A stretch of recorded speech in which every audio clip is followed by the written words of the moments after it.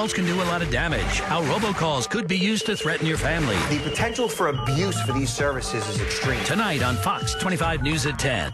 You don't recognize the caller ID, but you pick up the phone anywhere. There's a slight delay, and you absolutely know what it is. You hear it, that recorded voice, either trying to sell you or tell you something. That new technology is making it easier for just about anyone to robocall. Here's Fox 25's Ted Daniel with why that has some privacy experts concerned. Simply sign the card and put it in the mailbox. A charity seeking donations. Some voters are talking about recalling him from office. A candidate looking for votes. This is a lost pet alert from your neighbor Vanessa. She lost her dog Toto on November 5th. Even an Amber Alert for a missing pet.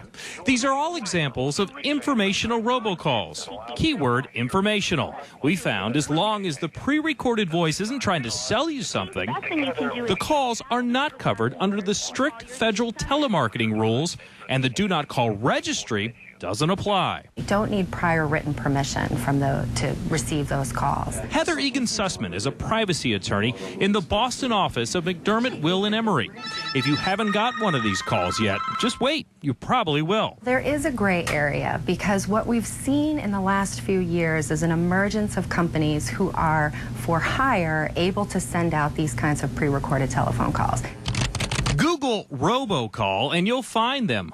Dozens of companies that will send out your pre-recorded messages to as little or as many people as you want. Some require the customer to provide the phone numbers they wish to target.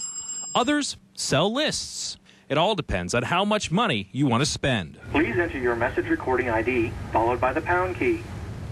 Using one of the online services, I entered a few numbers to call and recorded a message through an automated system. I'm just trying to see if I can say basically anything I want to on a robocall message. Seconds later, the numbers I picked rang with my message. I'm just trying to see if I can say basically anything I want to. The potential for abuse for these services is extreme. Robert Siciliano is a Boston-based security and privacy consultant for McAfee. He says there are benefits, but also risks, as robocalling becomes easier and cheaper for the average person to use from the comfort of their home.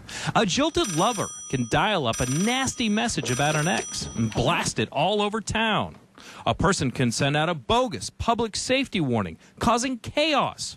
Crooks can even fish for confidential financial information. So I received a robocall from a local bank. I received one both on my office line and my mobile phone asking me to update my MasterCard information because the card had been locked.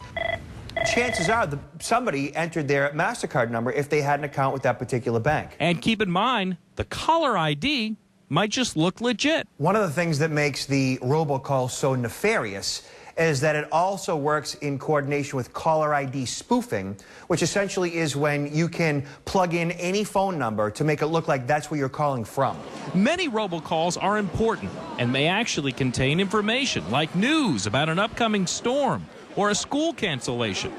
But keep in mind, these calls can come from anyone and anywhere. And just because it sounds important or urgent, that doesn't mean it always is. I'm Ted Daniel, Fox 25 News. And Ted tells us robocallers are not allowed to contact cell phones unless they have permission. However, a Nebraska congressman recently introduced a bill in Congress that would permit informational robocalls to cell phones. That bill is currently being debated on Capitol Hill.